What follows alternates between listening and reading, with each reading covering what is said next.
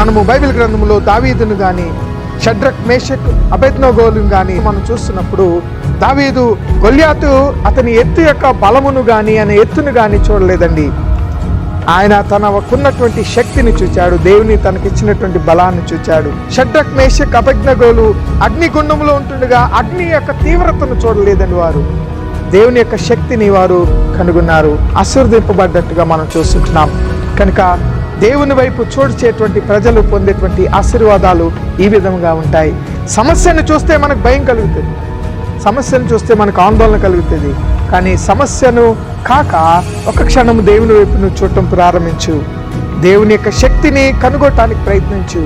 షడ్రక్, మేషక్, అబేద్నెగోలు లాగా, దావీదు లాగా నీకు తెలియని శక్తి నీలో ప్రారంభించబడుతుంది. నీకు తెలియకోకుండానే దేవుని అద్భుతాలను నీవు రుచి చూడటానికి ఆస్కారం ఉంటుంది. సమస్య వైపు కాదు, సర్వోన్నతి అయిన దేవుని వైపు మనం చూడాలి.